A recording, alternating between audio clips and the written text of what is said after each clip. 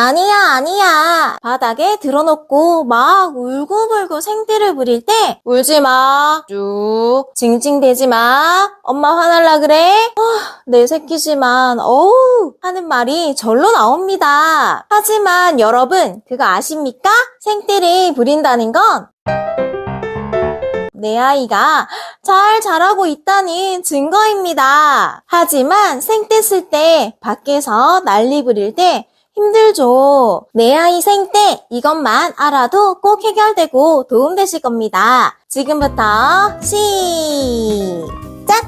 안녕하세요. 팩트에 근거하며 치료 현장에서 치료 경험을 바탕으로 육아법을 전달하는 두 아이의 엄마인 심리치료사입니다. 아이를 키우면서 생떼? 피해갈 수 없는 가업이죠. 정말 환장하게 하는 떼부림 어쩌라고 엄마도 사람이다 사람이야 라고 소리치고 싶지만 참아야 하는 현실이 싫습니다. 마트에서 막 장난감을 사달라고 떼쓰는 아이가 있어요. 과연 프랑스 부모와 유대인 부모는 어떻게 할까요? 프랑스 부모는 아이의 떼에 휘둘리지 않고 기다려줍니다. 유대인 부모는 아이에게 이야기를 하며 협상을 하죠. 그럼 우리 대한민국 부모님들은 평소 어떻게 하시는지 나의 행동이 떠오르시나요?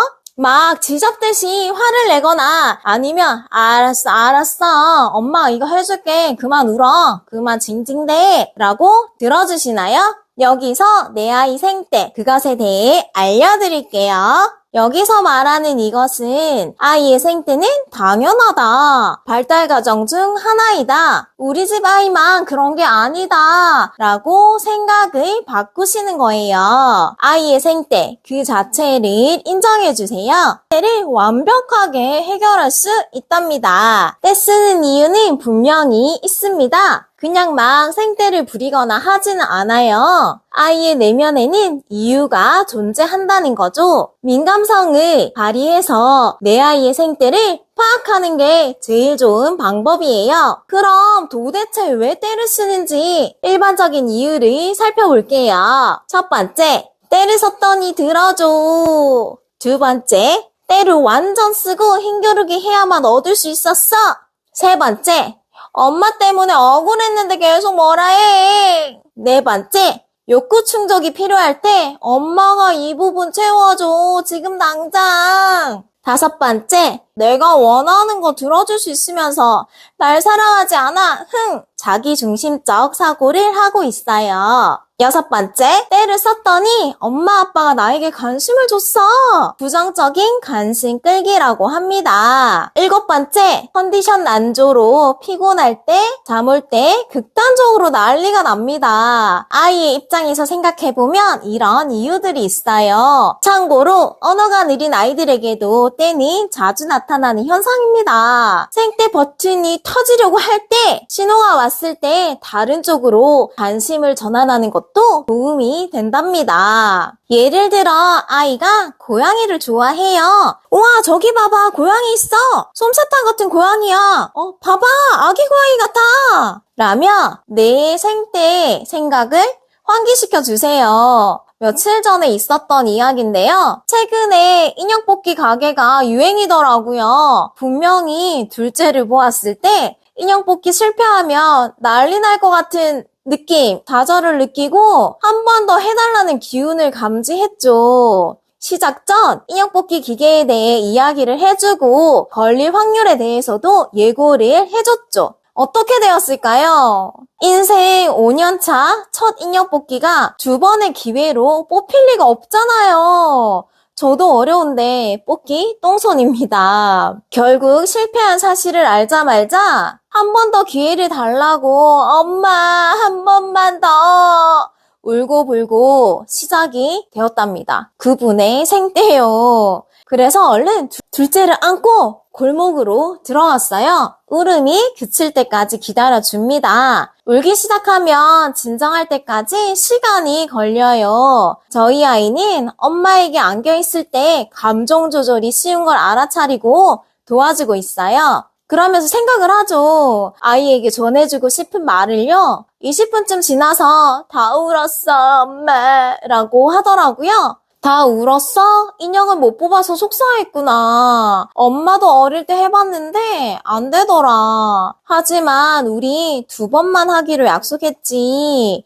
마음 조절해줘서 고마워. 하고 꼭 안아줍니다. 확실히 경험하면 할수록 시간은 줄어들고 있어요. 여기서 포인트는 내 아이의 생태 포인트 알기. 떼부리만 없어도 하루가 조금은 평온하죠? 저희 둘째는 피곤할 때, 잠 올 때, 엄마가 일부러 안 해준다고 생각할 때, 엄마의 사랑이 부족하다고 느낄 때 주로 생떼가 나타나고 있어요. 그 전에 미리 방지할 수 있으면 예방하는 게 우리의 정신 건강에 좋습니다. 하지만 이미 생떼 버튼이 터졌으면 후회 없이 해결해야겠죠. 여기서 기억해야 할 것은 기다림, 일관성이에요. 아이의 생떼가 지나가고 진정이 될 때까지 기다려주세요. 이것이 포인트. 그리고 할 수 없어 라고 했으면 끝까지 할 수 없어 라고 가셔야 합니다. 하지만 할 수 없어 라고 해놓고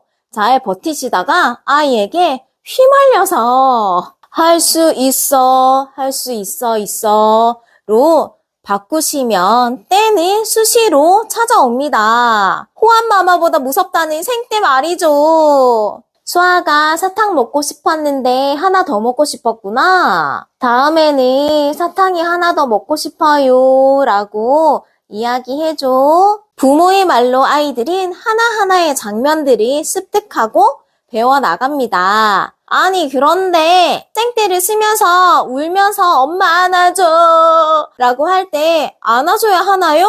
고민되시죠? 저희 둘째가 딱 이런 케이스예요. 발달 심리학 논문에서 보면 생떼를 쓰는 아이들이 30%가 안아주기로 생떼를 마무리한다고 해요. 생떼 후 친밀함의 표시라고 생각하시고 꼭 안아주시면 된답니다. 그리고 생떼를 부정적인 관심 끌기로 쓰는 아이들도 있어요. 평소 애정을 듬뿍 담아 안아주고 사랑한다고 속삭여 주세요. 부모의 사랑이 필요한데 긍정적인 행동을 했을 땐 당연히 해야 하는 일이니 그래 몸이 건조하게 지나가시다가 한번 생떼를 썼더니 엄마가 밀착 관심을 보이는 거죠. 오호라, 엄마에게 관심을 받으려면 이렇게 하면 되는구나 라고 생각해서 사랑이 고플 때, 부모의 사랑을 확인하고 싶을 때, 불안할 때 생떼의 방법을 씁니다. 생각만 해도 피곤하죠. 여기서 잠깐! 엄마 아빠도 사람인지라 감정이 늘 일관되게 유지하는 게 어려운 건 사실이죠. 부모의 감정을 다스리는 짧은 팁 소개해볼게요. 잠시 아이와 거리를 두고 감정을 다스린 후 마주하세요. 전 카카오톡으로 나에게 채팅 또는 남편에게 또 시작이다. 밑에 괜찮아지냐 라며 쓰니까 마음이 조절되더라고요. 카카오톡 분노의 이모티콘도 막 사용하니 대리만족 기분이 들어 도움을 받고 있어요. 아니면 이어폰으로 노래를 들으며 마음 정화를 시키는 것도 좋은 방법입니다. 여러분, 생떼의 근본인 부정적 감정을 잘 다스리는 것은 만족 지연 능력과도 연관이 있어요. 여기서 만족 지연 능력이란 만족을 지연시킨다는 뜻이에요. 지금의 만족을 미루고 더 큰 만족을 기다리며 자신을 조절하는 능력이죠. 만족 지연 능력은 자기 조절력과도 이어져 있어요. 예를 들어 맛있는 음식을 먹기 위해 군것질을 하지 않고 기다리는 것이에요. 미국의 심리학자인 월터 미셀이 유치원에 다니는 아이들을 대상으로 만족 지연 능력을 실험했는데요.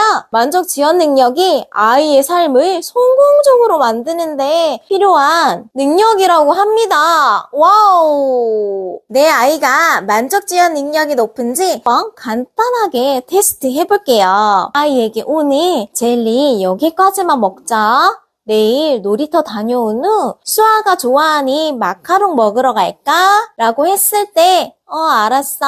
좋아.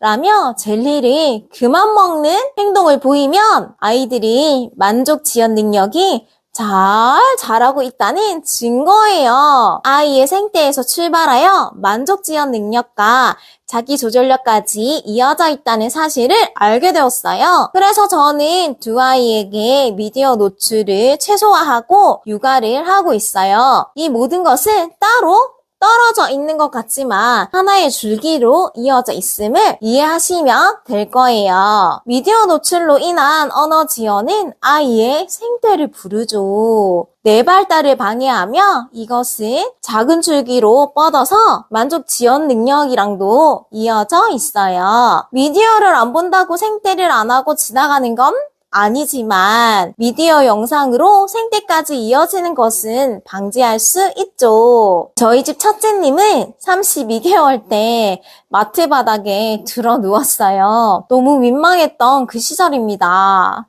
육아하면 이벤트는 언제 어디서든 있을 수 있다는 사실, 저의 치료 현장 경험과 육아 경험으로 도움을 드리고 싶어요. 험난한 육아의 길을 함께 걷고 계시지만 엄마인 나의 존재에 대해서 가끔 알아봐 주시고 챙겨봐 주세요. 우리도 엄마이기 이전에 소중한 사람이었잖아요. 오늘은 아이의 생태 해결 방법에 대해 알아보았는데요. 정리하자면 아이들이 생태를 부리는 데는 이유가 있다. 여기서 중요한 건 부모님들이 내 아이의 생태 포인트를 명확하게 알고 생태 버튼이 일어나기 전 미리 예방해 보세요. 생태가 나오려는 그 시점을 캐치하고 상황 전환 시도해 보세요. 하지만 실패했으면 기다리기, 일관성, 할 수 없어가 할 수 있어가 되면 안 된다는 점, 울음을 그친 후 마음 읽기, 주고자 하는 핵심 문장 3문장 정도를 전달하시면 됩니다. 말 길게 하는 건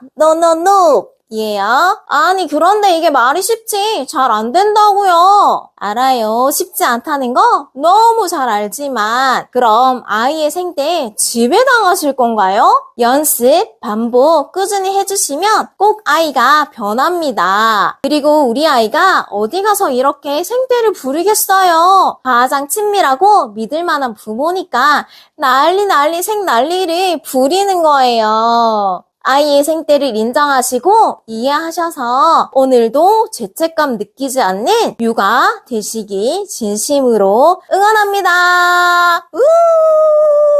구독, 좋아요 부탁드려요. 오늘도 인사할까요? 안녕!